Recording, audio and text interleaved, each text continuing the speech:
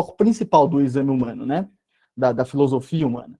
Então, para ele, a filosofia se resume em tomar consciência e questionar essas exigências absolutas feitas a qualquer pessoa que deseja viver uma existência, digamos que verdadeiramente autêntica. Então, como o próprio Kierkegaard dizia, a decepção mais comum é não podermos ser nós próprios, mas a forma mais profunda de decepção é escolhermos ser outro antes de nós próprios. Então, todas as obras do Kierkegaard abordam os temas existenciais em consonância com os da religião. Então, por exemplo, a natureza da fé, né? As motivações da fé, o ascetismo, a moral, a ética e a própria teologia. Então, o trabalho do Kierkegaard, ele é considerado dentro do meio filosófico de difícil interpretação, porque ele escrevia por intermédio de pseudônimos que se interrelacionavam, né? Então, para melhor a gente entender a obra dele, é importante ter um entendimento até prévio da biografia dele. Então, por isso que eu vou trazer aqui para vocês um pouco dessa biografia. O Kierkegaard, ele nasce em Copenhague, na Dinamarca, em 1813, como eu já disse. Ele é o caçula de 7 irmãos. Ao nascer, o pai dele já tinha 56 anos e a mãe 45. E essa é a razão que ele mesmo dizia que ele era um filho da velhice, né? Então, a influência do pai sobre a personalidade do Kierkegaard tem sido sempre salientada através das histórias aí que estudamos ele, né? Inclusive, muitos estudiosos dizem que o Kierkegaard era o preferido do pai. Este que era o pai que incentivava ele a enveredar pelos caminhos ali da razão, da lógica, do pensamento filosófico, né? O pai do Kierkegaard, ele era agricultor e ele trabalhava em terras de outra pessoa, né? Então, após cada dia de trabalho, ele voltava para casa a fim de contar para o Kierkegaard, por filho preferido, digamos assim, as suas histórias dos diferentes lugares que ele passava, né, e etc. E foi então que o Kierkegaard se viu compelido, né, jogado a refletir sobre tudo o que ele ouvia do pai. E o pai sempre dizia para ele, né, sobre a importância da argumentação criativa, né, que levava ele frequentemente a participar de reuniões com os amigos. Então, o garoto ali já desde muito novo articulava muito bem, né, com propriedade, com clareza. Então, conta-se também que o pai dele, ele era o pastor e agia como um típico católico fervoroso. Só que em certo dia, ele vivenciou um episódio tão traumático na vida dele, com um suposto envolvimento de Deus, que alterou o curso da vida para sempre, assim, abalando, praticamente destruindo a sua própria fé. Então, após romper com Deus, né, e abdicar de todas essas virtudes religiosas, o pai do Kierkegaard passou a sofrer dos ataques periódicos de depressão. E, no entanto, nas suas crises, ele ainda parecia sentir uma espécie de interferência divina. Então, 5 dos seus filhos acabaram morrendo antes dos 33 anos de idade, né, que era muito comum naquela época, né, incluindo a primeira esposa dele, que também acabou falecendo. E ele estava praticamente certo de que o Kierkegaard e o outro filho que tinha sobrevivido também iam morrer quando chegassem na simbólica idade da morte de Cristo, né? Só que isso não aconteceu. Só que mesmo assim, a depressão acometeu e não largou a família Kierkegaard pelas décadas posteriores. Então, a profundidade do sentimento religioso sempre acompanhou o Søren Kierkegaard desde a infância, o que motivou também o seu futuro ingresso no curso de teologia da Universidade de Copenhague.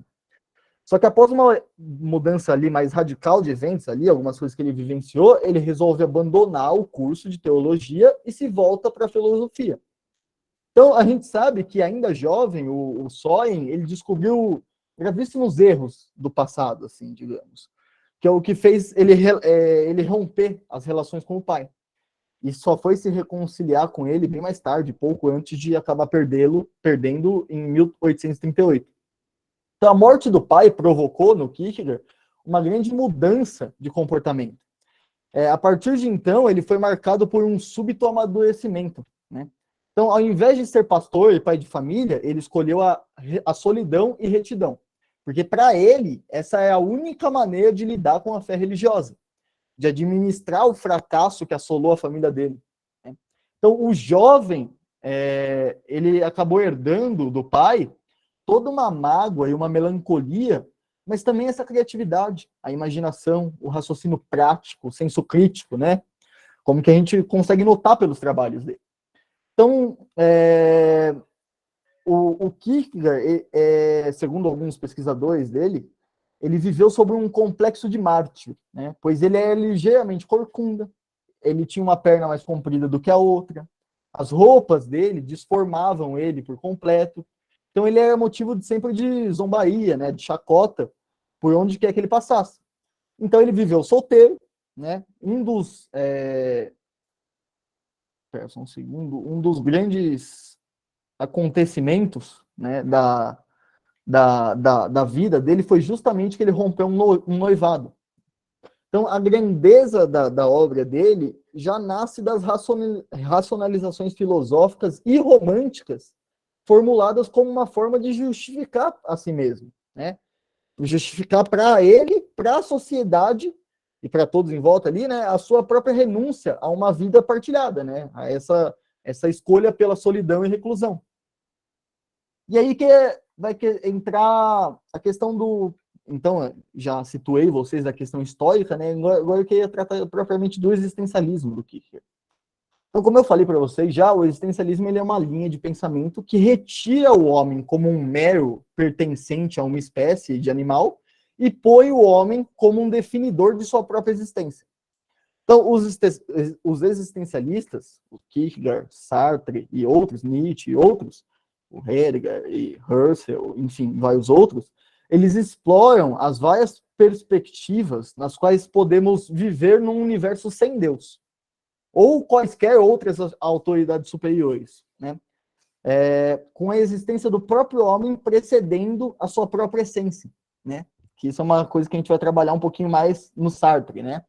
Então, com o passar do tempo, o ato de existir aqui, ele vai sendo futurado, digamos assim, com um indivíduo incorporando a essência em seu próprio ser. Ou seja, a existência precede a essência, que é a frase clássica do Sartre, né? Sendo assim, os existencialistas, eles já rejeitam a ideia de uma alma imutável, por exemplo. As coisas têm que ser mutáveis, elas têm que mudar, elas têm que sofrer a ação do tempo, né? E dos acontecimentos, dos fenômenos, né? Elas não podem permanecer a mesma coisa para sempre. Então, desde o nascimento até a morte do indivíduo, a alma tem que ser mutável. O indivíduo ele tem um papel de construtor da sua própria realidade aqui, no pensamento existencialista. Então, a filosofia do existencialismo, ela pode ser vista como uma fundadora da liberdade e da responsabilidade do homem. Pode até parecer uma corrente de pensamento ateísta, só que isso não é de todo aplicável, não é de todo correto. Porque o existencialismo ele não é simplesmente uma escola de pensamento livre de toda e qualquer forma de fé. O próprio Kierkegaard era cristão, né, devoto, praticante. Né? Ele acreditava que não bastava se dizer cristão, é necessário agir como um cristão. Então, a sua única objeção à religião é contra a rispidez da igreja luterana da época, né?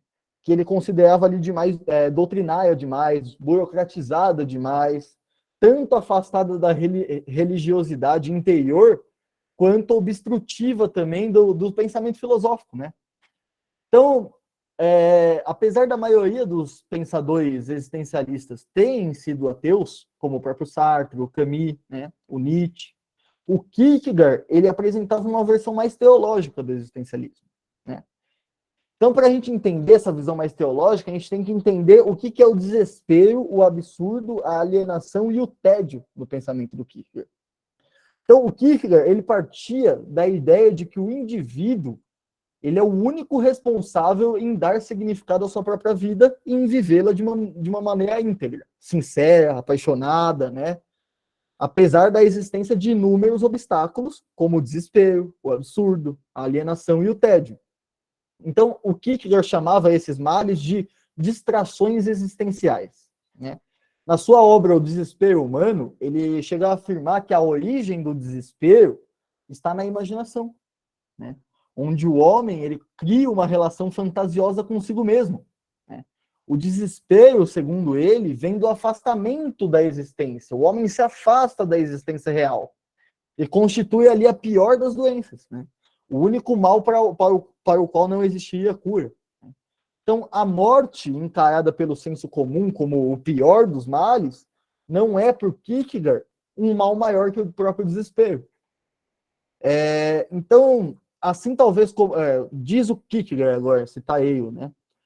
Assim como talvez não haja, dizem os médicos, ninguém completamente são, também não se poderia dizer, conhecendo bem o homem, que nenhum só existe que esteja isento de desespero, que não tenha lá no fundo uma inquietação, uma perturbação, uma desarmonia, um receio do desconhecido ou do que ele nem ousa conhecer. Receio de uma eventualidade exterior ou receio de si próprio, tal como os médicos dizem de uma doença. O homem traz em si um estado latente de enfermidade, do qual, num relâmpago, raramente um medo inexplicável lhe revela a presença interna. Então, para a gente entender melhor essas coisas, a gente tem que entender o conceito de absurdo do Kierkegaard. Porque, por Kierkegaard, o conceito de absurdo se refere a um conflito ideológico entre a tendência humana de buscar significado inerente à vida, um significado que seja próprio da vida, né, que não dependa de decisão humana, e a inabilidade humana, ou seja, a incapacidade humana para encontrar algum significado. Né? Ou seja, o absurdo é o que não nos faz sentido, ou o que nos é contraditório, né? Então, nesse contexto, o absurdo não significa algo logicamente impossível, como pensaríamos hoje, mas humanamente impossível. Então, por natureza, os seres humanos tentam encontrar sentido para suas próprias vidas, né? Como a gente sabe, a gente faz isso todo o tempo. Então, tradicionalmente, essa busca resulta em uma de duas conclusões. Ou que a vida não tem sentido, como os grandes filósofos, desde a época de Sócrates até hoje, chegaram, né, a resposta que eles chegaram, que a vida não tem sentido, ou não tem valor próprio, né? Ou que a vida, a outra conclusão possível é que a vida contenha nela própria, um propósito que seja definido por uma força maior, que esteja acima dos humanos. Né? No fim, a noção do absurdo acaba promovendo a ideia de que não há um sentido a ser encontrado no mundo além do significado que os próprios humanos, nós, no caso, damos a ele. Então, sobre a alienação agora, o Kierkegaard ele vai abordar o tema da alienação como sendo uma falta de consciência por parte do ser humano de que ele possui responsabilidade para ditar a sua própria história. Então, a alienação, ela retrata aqui o mistério de ser ou não ser. Né? Uma pessoa alienada, ela carece de si mesma, na visão do Kierkegaard. Ela se anula, ela se torna a sua própria negação. Os exemplos mais evidentes de alienação são encontrados nos meios de comunicação em massa, por exemplo, que costumam, né, a mídia costuma distorcer e comprometer a veracidade dos fatos, né? Já que, segundo o próprio Kierkegaard, as verdades são encontradas junto à minoria. Em oposição à maioria, o geral, o aceito e o não abstrato, o Kierkegaard, ele transferia para o indivíduo a função de refletir e questionar sobre o que é concreto na vida dele, né? Então, o Kierkegaard vai dizer assim, a verdade, ela sempre repousa sobre a minoria, porque a minoria é geralmente formada por aqueles que realmente têm uma opinião, enquanto a força da maioria é ilusória, porque é formada pelas gangues, que não têm opinião. Então, os existencialistas, eles também explicam por que algumas pessoas se sentem atraídas a uma passividade moral, evitando o desafio ali de tomar as próprias decisões, né? Porque seguir ordens é fácil, e consentir também é fácil. Porque isso requer pouco esforço, né, emocional, né? Requer pouco esforço emocional você fazer o que te mandam fazer. Então, o Kierkegaard diz, né? O povo, ele pede o poder da palavra para compensar o poder de livre pensamento a que ele está fugindo. Entendem? Ou seja, se a ordem não for lógica, não cabe ninguém a questionar. Deste modo, os existencialistas, eles podem explicar as motivações históricas de guerra, de genocídios, de lavagens cerebrais, né? As pessoas, nesses casos sucumbidas a uma força, né, maior, elas estavam apenas fazendo o que lhe foi dito para ser feito. Então, a gente consegue lembrar até do caso de um trabalhador da Alemanha nazista, né, que ele tentou ser imputado como culpado, e ele dizia com toda sinceridade que ele pagava os impostos dele, cuidava da família, ele só estava fazendo ali o trabalho dele, o que ele era mandado para fazer, né? Que aí que até a Ayn Rand acaba cunhando o conceito de banalidade do mal, né? A banalidade de apenas seguir ordens, apenas fazer a banalidade que qualquer homem comum conseguia praticar, né? Qualquer ser humano comum conseguia praticar o mal, né? Mas enfim, hoje não é nosso tema aqui. Então, agora a gente vai partir para o tédio no Kierkegaard, já entendendo aqui a alienação, o absurdo, né?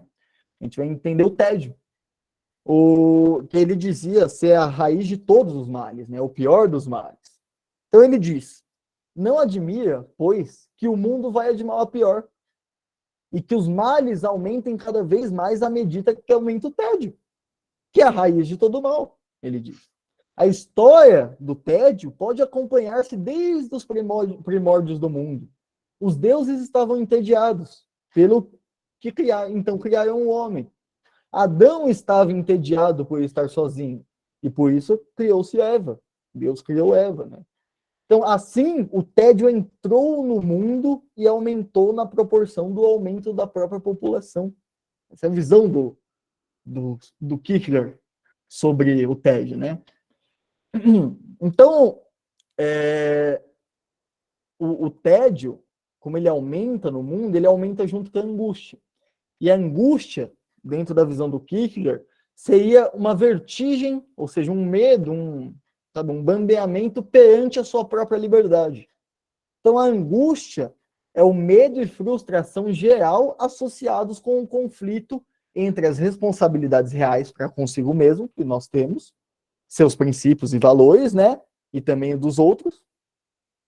Aqui, então, é sempre esse conflito entre os valores que você tem e os dos outros, né?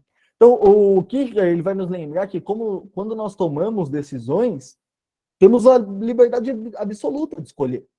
Percebemos que podemos escolher fazer algo ou não fazer nada. E que as nossas mentes cambaleiam perante o pensamento da liberdade absoluta, né? Um sentimento de apreensão, de angústia, vai acompanhando também o nosso pensamento de liberdade, que está sendo controlado, né? Ou seja, a angústia é a vertigem da liberdade.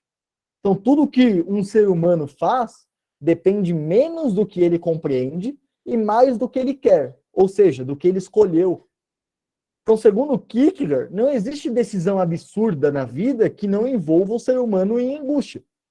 Porque todas essas decisões absurdas são riscos da incerteza e potenciais geradoras de conflito interno. Então, considerando que existir é propriamente escolher e vice-versa, né? Escolher é existir, isso existir é escolher, caberia somente ao ser humano conscientizar suas ações conforme as possíveis consequências que elas têm. Sejam essas consequências morais ou imorais, lógicas ou ilógicas. Então, o Kierkegaard diz, arriscar-se, no sentido mais amplo, é precisamente tomar consciência de si próprio. O Kierkegaard, ele enxergava no ser humano um artista parecido com um escultor que molda sua essência a partir do que ele cria objetivamente em vida.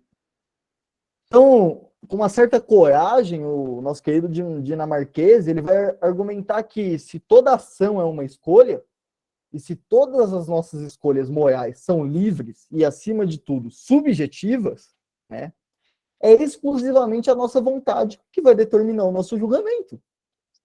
No entanto, longe de ser uma razão aqui para a felicidade, a liberdade total de escolha nos provoca antes um sentimento de angústia.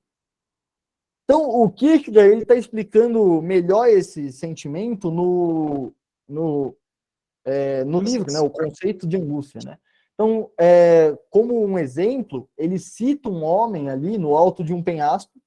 Se esse homem olha para baixo, ele sente dois tipos de medo: o medo de cair e o medo causado pelo impulso de se jogar no vazio. Olha que loucura, né?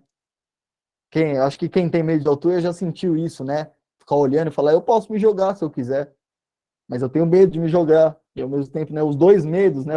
Sentir um medo que você não controla de um impulso, né? Esse impulso de se lançar no vazio.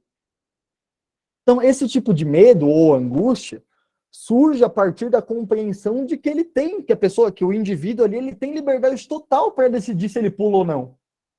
E esse medo, ele é tão perturbador, atordoante, quanto uma vertigem, né? O Kierkegaard, ele sugere que sentimos a mesma angústia em todas as nossas escolhas morais quando entendemos que temos a liberdade de tomar até as mais terríveis decisões. Então ele descreve que, embora a liberdade cause um certo desespero, pode também nos livrar de respostas impensadas, não planejadas, né? Porque a liberdade ela nos torna mais ciente das escolhas disponíveis que temos. Então, mesmo que o livre-arbítrio possa ser algo perturbador, enclausurante, né, vertiginoso, essa angústia ela também aumenta a nossa consciência e senso de responsabilidade pessoal, tanto para conosco quanto para com os outros, né, com a sociedade em geral. Então, segundo o nosso filósofo, liberdade vai presumir possibilidade. Óbvio, perfeito. Que, por si só, também denotam, indicam uma imprevisibilidade do futuro, né? Porque todo tremor proveniente do livre-arbítrio, todo medo que venha do ato de exercer seu livre-arbítrio, se mostra algo inexorável, né? Se mostra algo que é impossível de ser superado, desassociado, eliminado.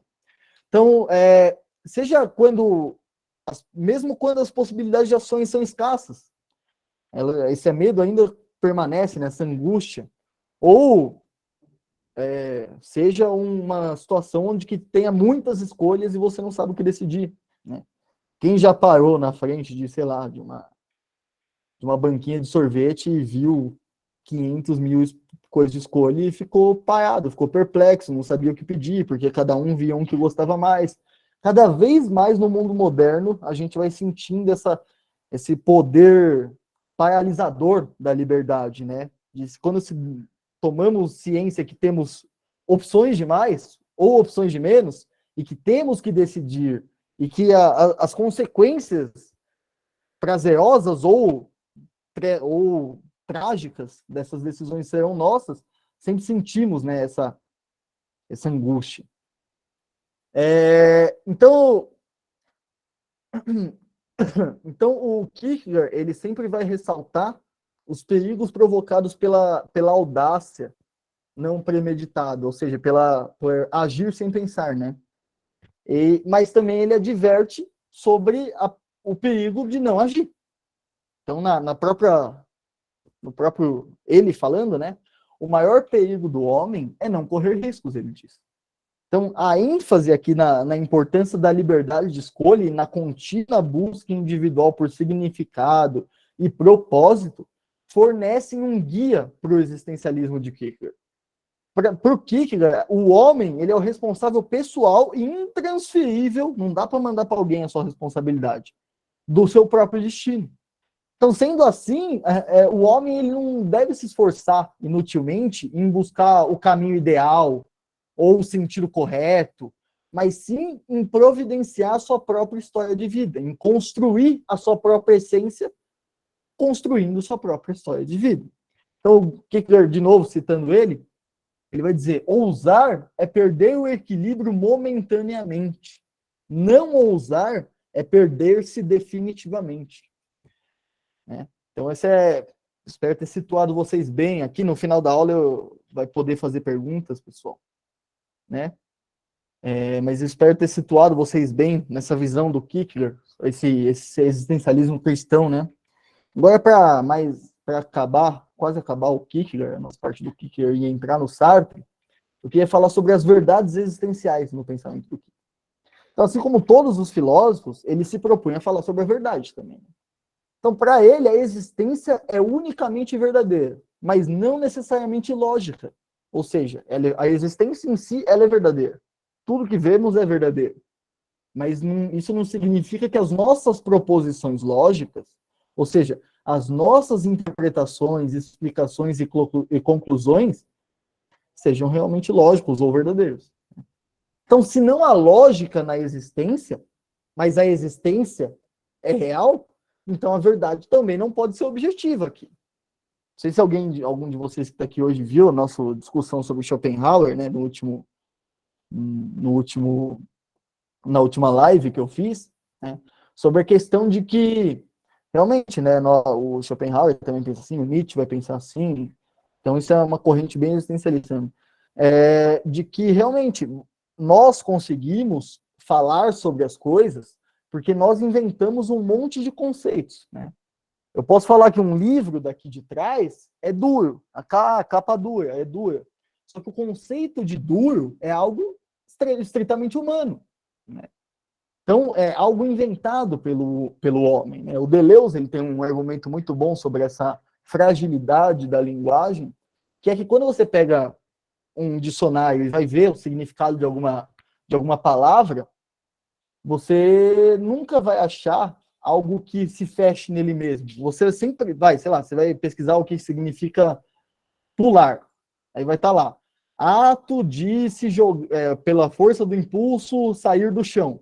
Você precisa ter um monte de conceitos para entender isso. Conceitos de outras palavras. Ou seja, a linguagem ela é nunca fechada nela mesma, né?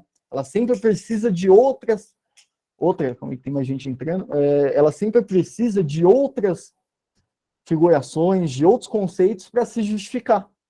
Então, quando nós falamos sobre a realidade, nós falamos sobre nós, sobre o que a gente inventou, e nunca sobre a coisa em si, né? Que esse é o ponto do Schopenhauer, né? Que a coisa em si não dá para a racionalidade humana chegar nessa coisa em si. A gente sempre vai falar sobre o nosso mundo de ilusões, o nosso mundo da linguagem, né? Então, o Kierkegaard, os existencialistas, eles estão indo pela mesma lógica aqui, né? Então, para ele, a gente não encontramos a verdade como algo verificável, destacada para nós de alguma forma, mas através do nosso modo único e peculiar de apreender as coisas, ou seja, aquilo que nossos sentidos apreendem do mundo, né? Pela paixão, pelos desejos, enfim. A verdade, então, ela é encontrada através da subjetividade, por Kierkegaard, e não da objetividade, né? Então, para ele, a crença vai determinar o valor, não o contrário. Não é o valor que determina a crença. Então, a verdade, que seria uma característica, quer dizer, uma caracteristicamente subjetiva, né? A verdade que já discutimos muito, digo assim, na história da filosofia sobre essa questão de verdade, e hoje talvez a ideia mais aceita é que a verdade seja subjetiva, né? Caracteristicamente subjetiva, apesar de existir muita discussão, não estou querendo pôr ponto final em lugar nenhum aqui, né? Então, essa verdade subjetiva é nada mais do que um construto, né, uma construção da intensidade da fé. Então, quanto maior o ardor com que se acredita em algo, mais verdadeiro vai ser o objeto do conhecimento. Só que não, esse objeto de conhecimento nunca é obrigatoriamente lógico. Então, uma vez que as verdades essenciais estão totalmente fora do nosso alcance, né, já que a gente não consegue chegar nessa verdade da realidade, porque a gente não consegue se aproximar delas, né, objetivamente, digo, elas surgem para nós sob a forma de tensão, de ruptura entre as afirmações. Isso na visão do Kierkegaard, né? Sempre lembrando. Então, sendo assim, novas ideias surgem de paradoxos. Qualquer tentativa de solucionar essas disparidades não vai passar de uma tentativa. O Kierkegaard é um intimista de Sócrates, né, e dos seus métodos de dialética. Então, ele sempre falava sobre a verdade que é verdadeira para mim. Com isso, ele queria apontar que, para todo alguém, a verdade é aquilo que convém. Então, dessa maneira, ele conclui que toda vez que alegamos conhecer alguma coisa, só podemos dizer isso como um ato de fé, e não como um ato de razão. Se a verdade ela é subjetiva, então temos aqui uma liberdade ilimitada também. Porque para ele é de fato impossível que a liberdade possa ser provada ou testada filosoficamente. Porque qualquer prova implicaria uma necessidade lógica, que seria o oposto da liberdade. Então, para ele, vão ter 3 modos de vida que podemos escolher, né? Seriam 3 modos, 3 caminhos sem fim, né, de direções, embora a gente consiga escolher em 3 categorias, né? Seria estética, a vida ética e a vida religiosa. Então, vamos entender um pouquinho desses 3 aqui, para a gente terminar o Kierkegaard e entrar no Sartre. Então, o modo de vida estético, ele é caracterizado pelo quê? Pelo hedonismo romântico, ou seja, pela busca do prazer, né? Um prazer belo, sofisticado, né? Ao qual se contrapõe não apenas a dor, mas também ao tédio, que seria a ameaça das ameaças, né? A ameaça perpétua na visão do Kierkegaard. E na visão também do Schopenhauer, né? Quando ele fala da questão do pêndulo, né? Entre sofrimento e tédio, né? Então, mas voltando aqui, o protagonista ali da opção estética, a pessoa que escolhe a opção estética, ela vai tentar realizar todas as possibilidades. Só que isso não vai dar para ela nada mais do que uma satisfação efêmera, passageira ali. Então, o esteticista, digamos assim, ele vive pelo momento e nem conhece ou nem deseja conhecer outro fim de vida, senão gozar ali o instante que ele está vivendo. Ele é digamos, infiel e descompromissado com a vida, né? Ele quer sempre testar limites, provar novidades, fugir permanentemente do tédio, né? Sempre se recusando a engajar, seja em qualquer coisa. Consequentemente, a busca da vida estética desenfreada conduz, em suas últimas instâncias, ao próprio desespero, né? Ao próprio vazio. Aqui, agora, também temos o modo de vida ético, que vai contrastar diretamente com o estético. Então, no caso do ético, o homem, ele se instaura nos terrenos ali do dever, da honra, das regras universais, de todas as exigências e tarefas de caráter burocrático que temos na vida. Esse estilo de vida, ele é encontrado nos papéis de um trabalhador ferrenho, do marido, de um pai devotado, né? Naqueles que levam tudo a sério, né? Que são pouco flexíveis, prisioneiros de uma conformidade, de velhas ideias, são aqueles que se dizem cidadãos exemplares, né?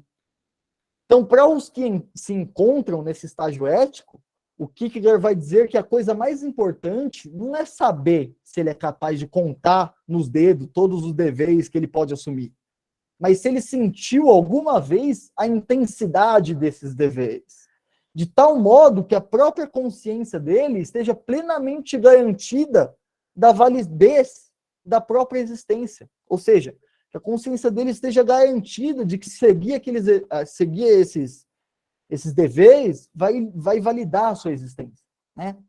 Então, passamos então para o modo de vida religioso, o último dos 3, né? Que ele é visto pelo Kierkegaard como um resultado inevitável do paradoxo entre o modo ético e o estético. Então, no modo de vida religioso, o homem ele não está submetido à ética, porque ele é um indivíduo sujeitado a Deus, primeiramente. Então, para ele, quando o pecado entra em discussão, a ética fracassa. Porque o arrependimento implícito no sentimento de pecado é a maior expressão da ética que temos. Da mesma forma que também constitui a sua mais profunda contradição. Então, a solução aqui somente seria possível mediante uma passagem para outro tipo de conduta, que seria religiosa. Então, como exemplo disso, o Kierkegaard ele cita o episódio bíblico, onde referente a Abraão e Isaac.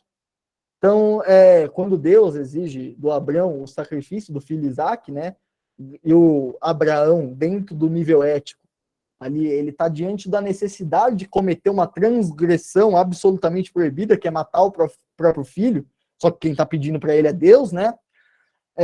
O Abraão ali ele não tem saída, a não ser pelo salto do ético ao religioso. né? A não ser por acreditar uma fé cega em Deus, né? Então, nessas situações críticas, a escolha que o indivíduo se sente obrigado a fazer é independente de qualquer critério moral racional. Porque aqui os critérios morais e racionais, eles não podem mais ajudar o homem religioso. Somente a sua fé, a sua crença. Né? Enfim, isso foi a minha explanação sobre Kierkegaard. Agora vamos falar um pouquinho de Sartre, lembrando que pessoal que entrou aí no meio da aula, eu sou o professor Carota, né? Falei um pouquinho de Kierkegaard, vou falar um pouquinho de Sartre. Vou iniciar vocês dentro da visão do Sartre, dentro dos conceitos principais do Sartre. E o professor Lucas Carvalho, né, o meu sócio aqui e outro professor do Instituto, ele vai tratar com vocês o resto do Sartre, né? Vai tratar com vocês tudo que eu não consegui tratar mais sabiamente, né? E depois vai trabalhar Heidegger, né? Heidegger, desculpa. E, enfim, então, para a gente entrar no Sartre e o existencialismo, a gente tem que entender algumas coisas aqui, né? Então, apesar do existencialismo ter uma fama de pessimista, né, lúgubre, né, pessoas que estão de mal com a vida, digamos assim, desgostosas, né? Na verdade, ele é apenas uma filosofia que não faz concessões. Ele vai colocar sobre o homem toda a responsabilidade por suas próprias ações. Então, o escritor, filósofo e dramaturgo francês Jean-Paul Sartre, que nasceu em 1905 e morreu em 1980, e seria o maior expoente da filosofia existencialista, né, como eu falei aqui no começo, ele vai partir do seguinte princípio: a existência precede a essência. Ó, lembra que o Sartre é o existencialismo materialista, o Kierkegaard é o existencialismo cristão, né? E os dois têm uma premissa comum: a existência é que precede a essência. Ou seja, o que ele quer dizer aqui? Ele quer dizer que o homem primeiro existe no mundo, né? E depois se realiza, se define por meio das suas ações e pelo que ele faz com a sua própria vida. Assim, os existencialistas, eles negam que haja algo como uma natureza humana, uma essência universal que cada indivíduo compartilhasse, né? Ou que esta essência fosse um atributo de Deus também. Então, portanto, para um existencialista, não é justo dizer sou assim porque é da minha natureza, ou ele é assim porque Deus quer, ou sou assim porque fui criado assim. Na verdade, criado poderia ser, mas não totalmente. Vamos entender por quê. Porque, ao contrário, se a existência precede a essência, não há nenhuma natureza humana ou Deus que nos defina como homens. Porque primeiro existimos e só depois constituímos a essência do que seria homem ou humano, né? E como que fazemos isso? Como que adquirimos essa essência?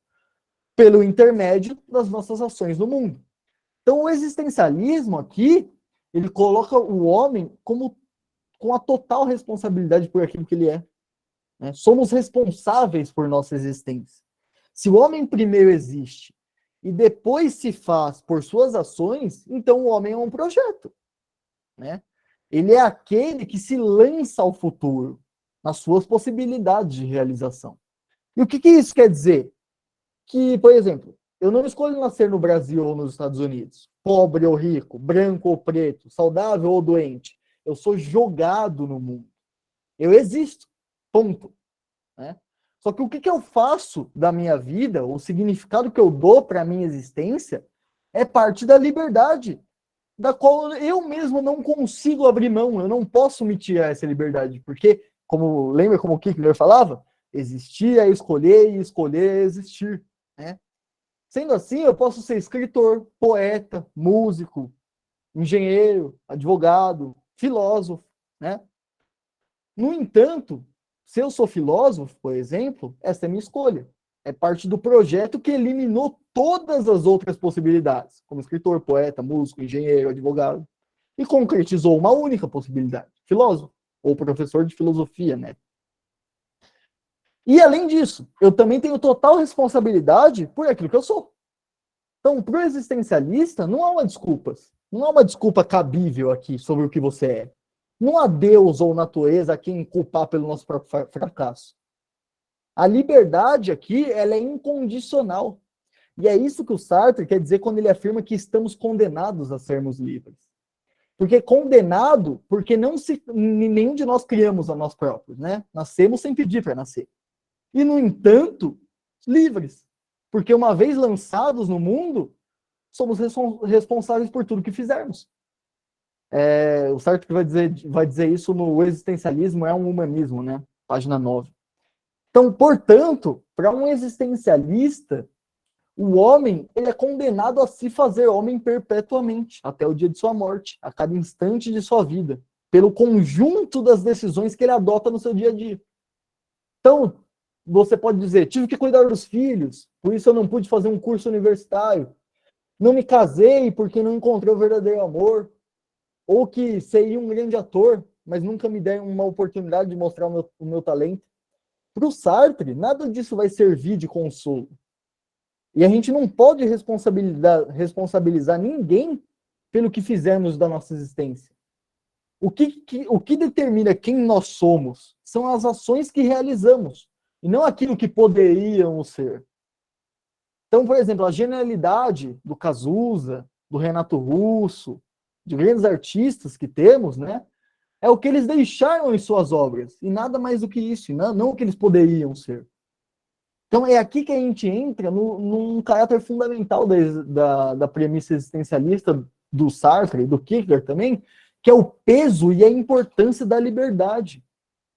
Porque, ao escolher para si próprio a sua existência, o homem ele escolhe também por toda a humanidade. Ou seja, a sua escolha tem um alcance universal.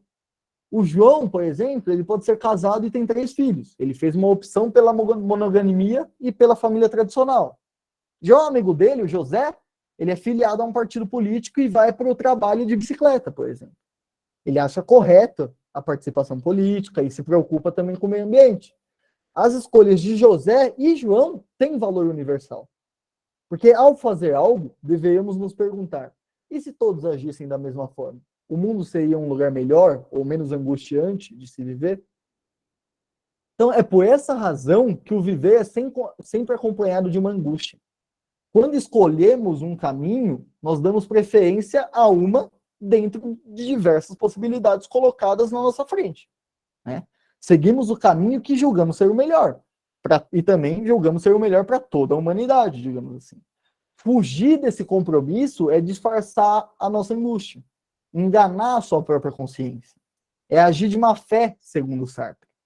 Porque nesse caso, eu abro mão da minha responsabilidade. Eu digo, nem todo mundo faz assim como eu. Ou então, eu posso jogar a responsabilidade dos meus atos na sociedade, né? Nas pessoas do meu convívio familiar ou profissional. Ou a um momento, sei lá, dia, eu estava nervoso. Eu também de paixão. Eu estava apaixonado, não estava pensando direito. Né? Só que para os existencialistas, essa é uma vida inautêntica. Né?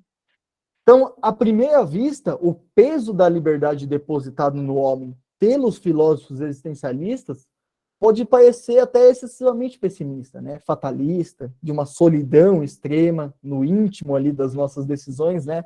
Porque, querendo ou não, estamos condenados a sermos livres e absolutamente sozinhos também, porque as escolhas sempre são nossas. Só que, ao contrário do que se pode pensar, o existencialista ele coloca um futuro nas nossas mãos. Ele nos dá uma total autonomia moral, política, existencial, além da responsabilidade pelos nossos próprios atos.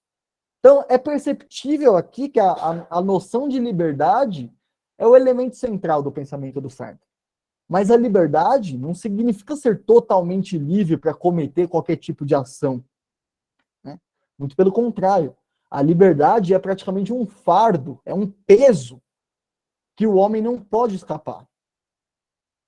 Então, todas as ações, elas são frutos de uma escolha. E tudo o que acontece é resultado de um conjunto de escolhas. Então, a liberdade é total. Só que ela gera consequências. E essas consequências terão que ser lidadas. Ou seja, ela impõe uma responsabilidade total. Por isso, por Sartre, não é preciso de valores universais previamente determinados para se agir eticamente. Porque todos os critérios são inventados por nossas próprias escolhas. E alguns deles acabam se tornando universais. Por quê? Porque eles foram escolhidos por vários indivíduos. não são vários indivíduos, individualmente. Ainda assim, existe um porém na questão, né? Nós não vivemos sozinhos em total isolamento, isso é fato, né? Algumas condições simplesmente sempre vão fugir do nosso controle. Só que isso não elimina a nossa liberdade, nem passa um pano para a gente. Já que para o Sartre, uma coisa é o fato como ele se apresenta. A outra é o sentido que damos para esse fato e as escolhas que tomamos a partir desse fato. Já que podemos escolher aceitar passivamente a realidade dada ou nos esforçar para transformá-la. Então, não temos controle sobre onde nascemos, em que época ou em que classe social. E, sobretudo, também não temos o menor controle sobre as pessoas que nos cercam. Já que somos todos indivíduos diferentes uns dos outros, cada um com seus anseios e valores, e principalmente com a sua liberdade de escolha e de ação, vivemos sempre a tensão entre essas liberdades, numa relação intersubjetiva. Para quem não sabe o que é intersubjetivo, eu vou dar uma explicadinha aqui, que é um conceito, deve ter sido explicado por outros pensadores, outros historiadores, mas um historiador que eu lembro de explicar é o Yuval Noah Harari, né, no livro Sapiens, uma breve história da humanidade, né? Então ele vai explicar lá que nós, humanos, vivemos em 3 realidades. A objetiva, que é formado pelos nossos corpos, tudo aquilo que está em volta da gente, matéria, né? Toda a matéria que nos envolve. A subjetiva, que é aquilo que está na nossa cabeça, aquilo que nós pensamos, imaginamos, ficcionamos, confabulamos, planejamos e etc. E uma realidade intersubjetiva, que seria a união da realidade objetiva sendo manipulada pela realidade subjetiva. Ou seja, quando eu imagino um homem com cabeça de leão e vou lá e faço uma estátua ou um boneco de um homem com uma cabeça de leão, eu estou criando uma realidade intersubjetiva. Ou seja, a realidade objetiva está sendo moldada pela minha realidade subjetiva, né? Então, quando a gente vive essa tensão entre liberdades, na visão do Sartre, nós estamos sempre nessa relação intersubjetiva, né? Que às vezes pode ser mais harmoniosa, outras vezes vai ser mais conflituosa, né? Então, quando nós escolhemos o que fazer, somos também obrigados a saber que aquilo que nós fazemos vai sofrer a influência dos outros. E muitas vezes o resultado vai ser frustrante, né? Somos obrigados a perceber que o outro também é um indivíduo e também carrega a sua própria subjetividade. E que nós podemos ver e julgar as suas ações. Então, para explicar, para a gente fechar aqui e a gente abrir para as perguntas, para explicar a nossa teoria existencialista, o Sartre ele vai recorrer ao dualismo psicofísico. O que é o dualismo psicofísico, né? Seria uma composição do ser humano. Ou seja, nós somos compostos de um corpo e de uma consciência. Não é possível existir uma consciência sem o corpo. Do mesmo modo que um corpo sem consciência não é um ser humano. Então, o filósofo aqui, o Sartre, ele vai criar 2 conceitos. O ser em si, que seria aquele que tem identidade definida, ou seja, o corpo, e que faz parte também do ser humano, porque é o seu corpo. E o ser para si, que seria aquele que tem consciência de si, só que não possui uma identidade definida. No caso, a nossa consciência que nos compõe enquanto seres humanos. Então, para o Sartre, esses 2 conceitos, o ser em si, que é o corpo, e o ser para si, que é a consciência, caem os 2 em uma situação dolorosa. Porque o ser para si, que é a consciência, quer ser igual ao ser em si, que seria o corpo. Só que ele não pode. E por que ele não pode? Porque a consciência não tem uma identidade definida, diferente do corpo, que tem uma identidade material. Portanto, não existe natureza humana. O ser humano ele sempre vai ter que estabelecer a sua própria existência, o limite da sua própria existência, os objetivos a serem realizados. O ser humano, para a gente terminar aqui, ele não é algo, ele está sempre no estado de algo. E aqui eu quis trazer só um pouquinho, né, para também não interferir muito na aula do professor Lucas, que vai ser uma aula mais voltada, focada no Sartre e no Heidegger, né? Então, eu quis aqui trazer os conceitos principais do Sartre, né? Esse peso da liberdade, né? A questão da existência preceder a essência, e também essa questão do ser em si e do ser para si, né? Da consciência que tenta se tornar corpo e não consegue, né? Porque não tem como que eu vou falar? Não tem uma identidade definida. E agora a gente vai abrir aqui para perguntas, né? Se quem quiser falar ou escrever, tudo bem. Quem chegou atrasado, quem não conseguiu, pegou só o final, alguma coisa assim, vamos alocar essa aula no nosso Google Drive e disponibilizaremos o link para todos, tá bom? E, enfim, está aberto as perguntas. Oi. Primeiramente, só queria saber se quando encerrar essa live, onde que você iria deixar esse vídeo gravado? Que eu Eu vou gostaria de colocar, a gente, reassistir. vamos hospedar no Google Drive mesmo e vamos disponibilizar o link para cada um, tá bom? Outra coisa. Quando você Então, falou, que eu fiquei meio perdida, porque foi muita informação. Quando você disse que o ser humano, ele é condenado à liberdade. uhum, Condenado porque basicamente, você nasce sem saber, né? exatamente. Sem querer que você vai nascer. Você é Só que a jogado no mundo. liberdade pode ser algo assustador porque a gente não tem noção do limite, tipo, do quão extenso ela é. Sim. Então aí a gente fica apavorado, porque é como aquele exemplo do sorvete. Eu me buguei, na verdade, bem no exemplo do sorvete, porque quando a gente tem várias variedades de coisa, Uhum. assim, né? Variedade de opções, muitas. Aí a gente fica perplexo, né? Tipo, parado, Paralisados, né? porque é Sim. tanto, que a gente acaba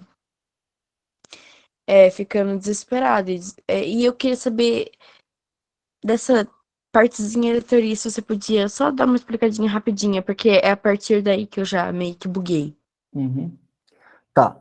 Então, essa questão do Sartre, ele está tentando levantar justamente que, como não escolhemos nascer, né? Somos condenados a ser livres, por quê? Porque justamente isso. Como não escolhemos nascer, porém, como toda corrente existencialista pensa, viver é escolher e escolher é viver. Existir é escolher e escolher é existir. Então, mesmo que não tenhamos escolhido nascer, somos jogados para o mundo, a partir do momento que somos jogados, também somos obrigados a fazer escolhas. Então, e dentro das escolhas que podemos fazer, temos total liberdade para fazer qualquer escolha, mesmo as que sejam imorais. Então, quando o ser se defronta com esse absurdo, digamos assim, esse grande cânion de possibilidades, ele ficaria justamente paralisado e angustiado, né? Porque ao escolher qualquer coisa, ele vai ter abrido mão de milhões de outras possibilidades e vai sofrer todos os prazeres e angústias e sofrimentos da escolha que ele teve, né? Ou seja, a responsabilidade caindo aqui de novo da gente, né? A responsabilidade perante a nossa liberdade de escolha. Conseguiu entender um pouquinho melhor? Sim, agora já tá mais aberto, assim, pra mim. Agora já Né? deu pra entender melhor. Que bom. É, o Adilson Max perguntou aqui, né, o que seria o ser para outro, né? Essa é outra questão no Sartre, né, que o professor Lucas até vai trabalhar melhor, que não deu tempo de eu trazer aqui hoje. É, deixa eu ver se eu consigo explicar aqui de uma maneira mais rápida, talvez.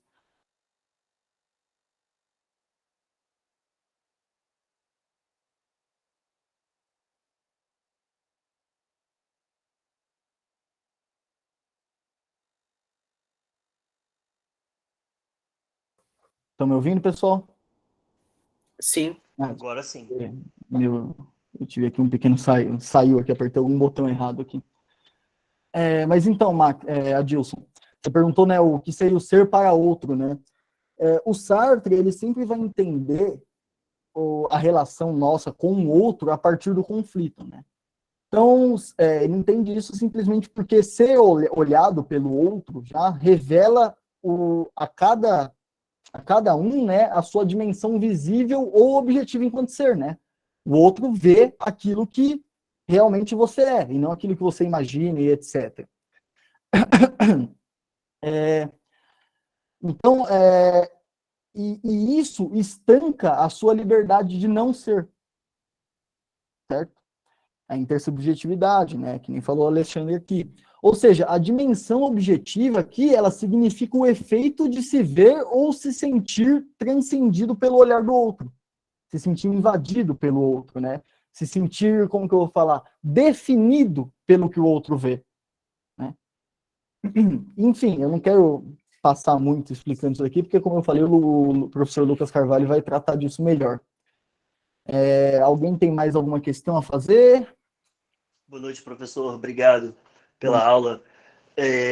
A angústia para o Sartre é bem simples, né? Tipo, a consciência da liberdade. Então, beleza. E para o Kierkegaard, o senhor falou também que parece assim que a angústia não entra, eu tinha feito essa pergunta no chat mais cedo, não entra naquele quadro de distrações existenciais, né? Ela também é mais profunda e também é ligada à liberdade, né? Se eu Ela seria uma pudesse... vertigem da liberdade. A Isso angústia aí na foi bem visão do, bonito. então, a angústia na visão do Kierkegaard, ela seria justamente essa coisa essa paralisia perante a responsabilidade das suas escolhas e a possibilidade de escolha, né? Porque a gente percebe que podemos escolher fazer algo ou não fazer nada. Então, as nossas mentes, elas cambaleiam perante o pensamento da liberdade absoluta, né? É um sentimento de apreensão, angustiante, né? Que vai acompanhando o nosso pensamento que está sendo incontrolado, né? Então, tudo que o ser humano acaba fazendo depende menos do que ele compreende e mais do que ele quer, ou seja, do que ele escolhe. Então, para o Kierkegaard, não vai existir uma decisão absurda na vida que não envolva um ser humano em angústia, né? Todos que tomam decisões absurdas estão angustiados, porque todas essas decisões são riscos de uma incerteza e são potenciais geradores de um conflito interno, né? Então, considerando que o existir é escolher, como eu disse, e vice-versa, cabe somente ao ser humano conscientizar suas ações conforme as possíveis consequências que elas possam ter, sejam morais, imorais, ilógicas ou não, né? Então, o arriscar-se para o Kierkegaard é tomar consciência de si próprio. Só que, ao mesmo tempo, você tem essa questão da angústia, né? Do arriscar-se, né? Porque se arriscar é tomar consciência de si próprio, então tomar consciência de si próprio é extremamente angustiante, porque arriscar é extremamente angustiante. Então, ele vai citar, até que eu falei aqui hoje, ele até cita um homem num penhasco, né? O homem olha ali para baixo, né? Eu tenho um pouco de medo de altura, eu entendo isso, eu moro no 11º andar, então eu entendo um pouco isso. Né? Quando você olha lá para baixo, você tem plenamente suas capacidades racionais, você não está apoiado, você não vai cair, você não vai se jogar. Só que a liberdade, a ideia, né, não é nem a ideia, a suspeita, sabe, um leve sentimento de que você tem a liberdade para se jogar faz crescer um temor absurdo, né? Um medo que é causado pelo impulso de se jogar no vazio. E esse tipo de angústia ou de medo vai surgir a partir de uma compreensão de que você tem essa liberdade total para decidir se pula ou não. E é um medo tão perturbador quanto uma vertigem. Por isso que o Kierkegaard vai falar que a angústia é a vertigem da liberdade, né? Porque ela já é esse medo. Espero que tenha ficar um pouco mais claro. Será que eu posso fazer outra rapidinho? Sim, pode. A liberdade incondicional que o senhor mencionou, ou algo parecido, ela é algo que a gente pode atingir pela fé, para o Kierkegaard? Então, a liberdade... Uma boa questão, viu? Eu acho que não. Por quê? Porque na visão do Kierkegaard, quando a estética e a ética não dão conta, só há a possibilidade religiosa. Né? Então, dentro da possibilidade religiosa, você não está sujeito à ética humana, mas você está sujeito a Deus, né? E digamos que as regras de Deus. Então, sendo assim, né, dentro dessa questão não seria possível essa liberdade, né, absoluta. A Juliane Tainá está falando aqui, como a filosofia da alteridade é vista pelo existencialismo? Olha, uma alteridade que não seja radical, né? Uma alteridade de tentar se colocar no lugar do outro, tentar entender, né, quais são os recursos, possibilidades, etc., do outro, não vai ser impedido, digamos assim, né? Só que a alteridade radical de Dussel, por exemplo, de praticamente se tornar o outro, realmente tem um grande problema aqui, né? Principalmente na visão do Kierkegaard, né? Que ele vai falar de que, deixa eu só ver a frase certinha para não falar errado para você. Que aqui, a decepção mais comum é não podermos ser nós próprios, mas a forma mais profunda de decepção é escolhermos ser outro antes de nós próprios, né?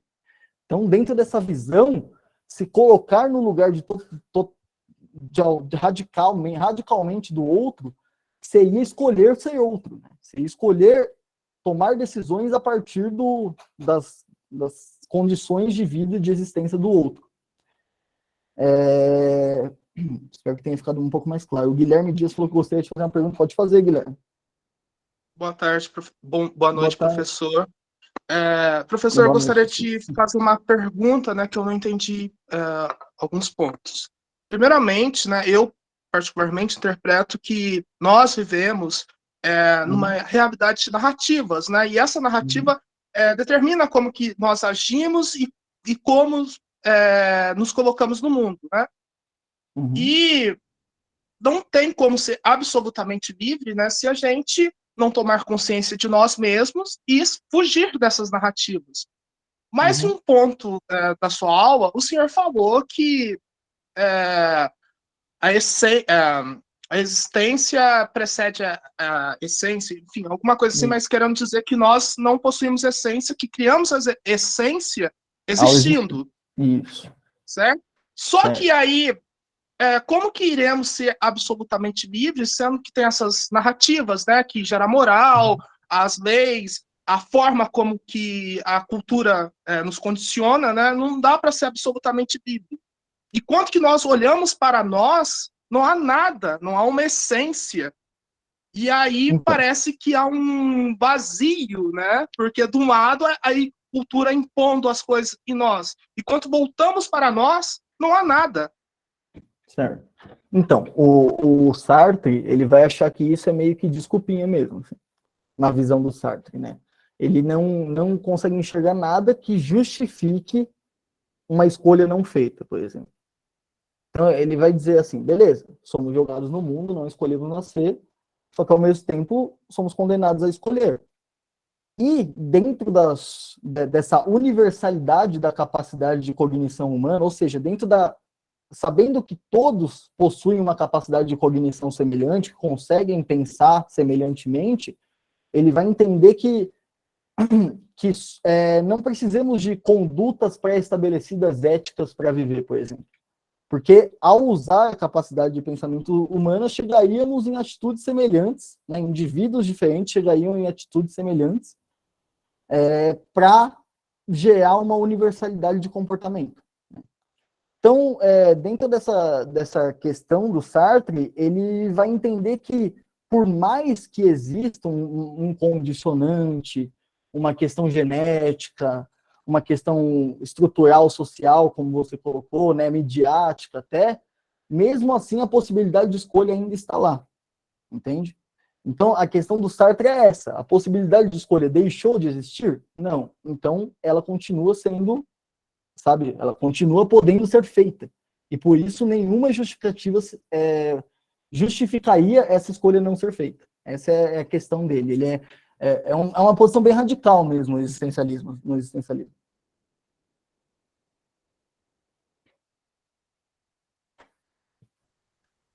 Alguém tem mais algo para falar? Deixa eu ver aqui. Bom, se eu pudesse fazer uma Claro, pergunta, claro. não tem.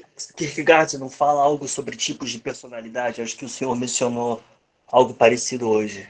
Sobre Se pudesse tipos falar de um pouquinho sobre isso. personalidade, eu Sim, mencionei sim. sobre a vida, a tentativa de vida estética, ética e religiosa, né, do Kierkegaard, na visão do Kierkegaard. Só há essas três possibilidades.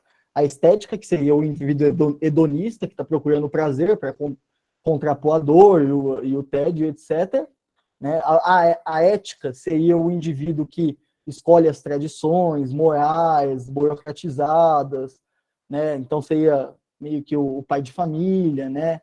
Um pai devotado ao filho, etc. E uma gera conflito com a outra, né? E para onde nenhuma das duas consegue, digamos assim, as duas, na visão do Kierkegaard, vão chegar no desespero, entende?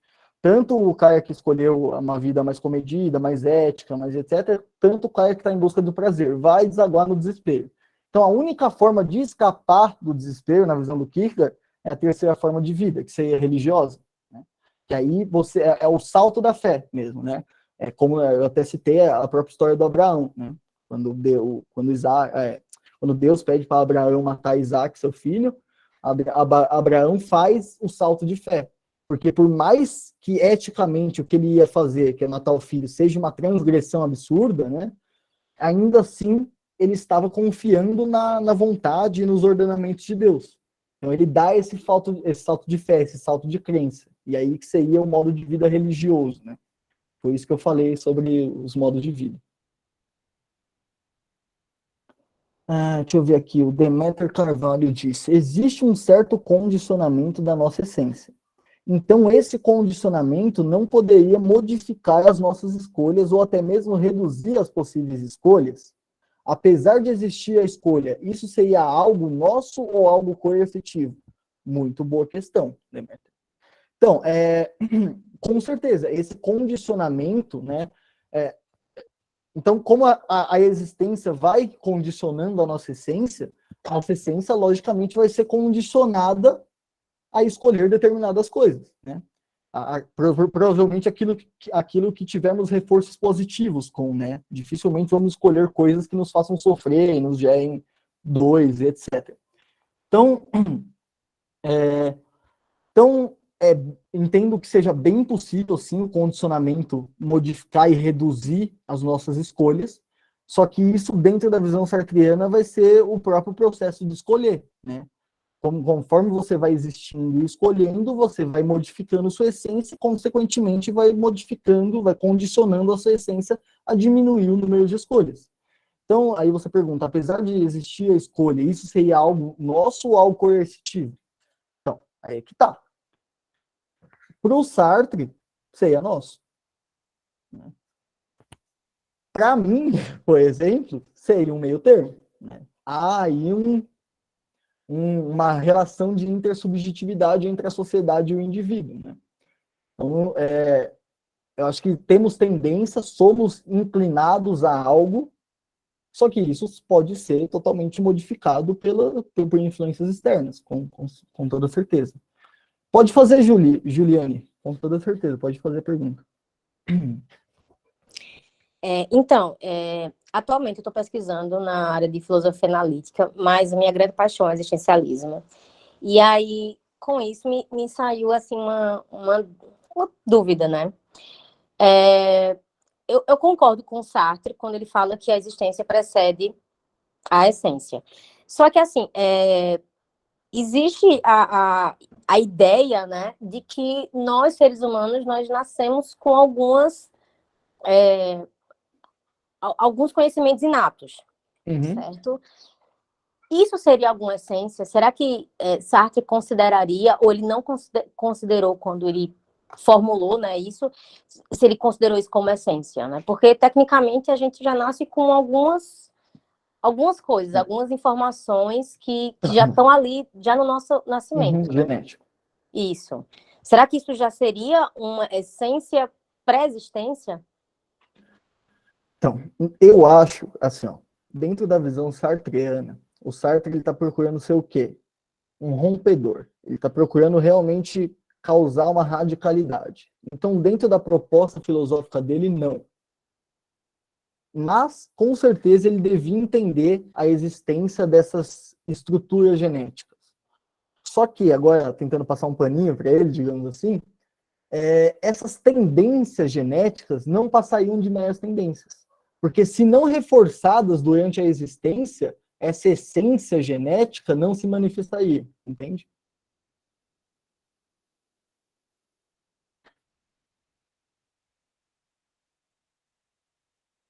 Professor, e a relação com Freud? Tipo, se a gente for pensar no inconsciente, né? Isso também é um ataque legal para a visão do Sartre, do existencialismo, né? Da gente ser capaz de fazer escolhas. Sim, Sartre e Freud é uma questão aí que dá pau até hoje, né? É um negócio que provoca aí dentro do meio acadêmico aí alguns ressentimentos, digamos assim. Então, o Freud e o Sartre, eles vão basicamente discordar na questão da má fé e do inconsciente mesmo, como você disse, né?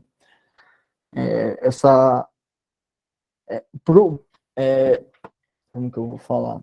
Essas forças do inconsciente, na visão do Freud, digamos, que te guiariam, na visão do Sartre, seriam só má consciência mesmo, má fé sua. É só falta de vontade, né? Então, como eu disse, eu acho que o Sartre, ele tem acesso a grande parte das informações que nós mesmos temos hoje.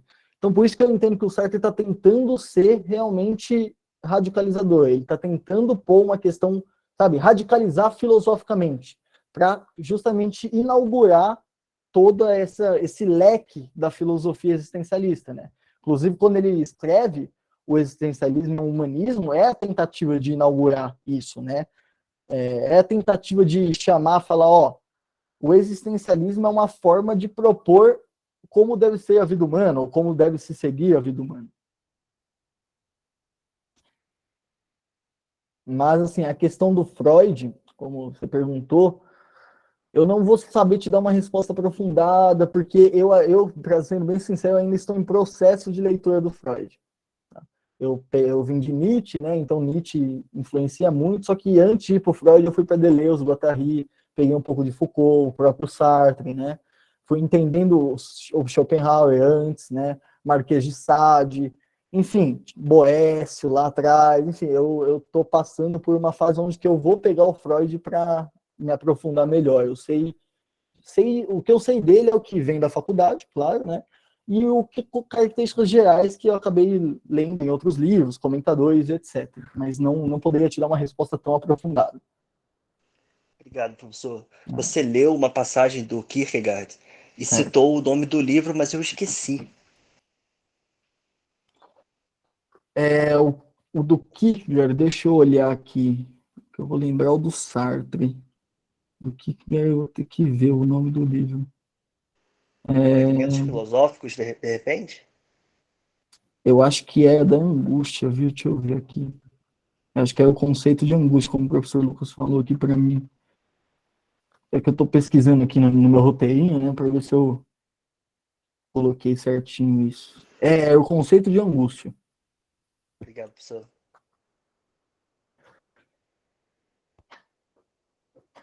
A Júlia falou aqui também, acho isso, certo? É o mais radical dos existencialistas, ao meu ver, mesmo sendo Nietzsche sendo radical também. Sim, Nietzsche é muito radical, mas Nietzsche está preocupado em romper com a tradição filosófica, né? O Sartre está mais preocupado em radicalizar propriamente, né? O Nietzsche, apesar de radical, ele ainda busca os valores. O Sartre, os valores, como que eu falei, eles vão ser moldados através da sua vida, né? Então, o Nietzsche, ele está numa posição um pouco diferente do Sartre, né? Ele está numa época um pouco diferente, e por isso a filosofia dele se propõe a um outro papel. A Sabri Gabi falou aqui, em relação àquele salto, onde ele, humano, está em um precipício, as duas formas de medo que você citou, poderia recordar? É o medo, né, de cair, digamos assim, que seria o medo racional, né, o medo de que posso escorregar alguma coisa, e o medo que é gerado quando você percebe que você é total responsável pela decisão de pular ou não, de se jogar ou não. Você pode se jogar se você quiser, nada te impede. Vai lá e se joga, o problema é seu, entende? Aí isso gera uma angústia, ou seja, a angústia de que você é total responsável pelas consequências de suas ações. Esse seria o medo mais, né, o medo que surge por detrás da, né, que é o medo que é como um impulso de se jogar mesmo, ele fala, né? Sabe, você olha e você fala, tá, eu não vou jogar, mas e se eu me jogasse? Né? Então é esse medo que ele diferencia esses dois medos. Deixa eu só acabar de... Ninguém está... Exatamente, é total responsabilidade sua. Se você se jogar e se pedaçar lá no chão, azar o seu, basicamente isso. E mesmo assim você ainda pode fazer, entende? Essa é a questão do Sartre. A Juliana, acho que uma das principais preocupações do Nietzsche é tentar o rompimento com os ídolos, com certeza, né? Bater nos ídolos de barro, como ele vai falar, né? Filosofia do martelo. As daneses, é verdade. Bom, gente, alguém tem mais alguma questão aqui? Senão a gente vai terminando por aqui já.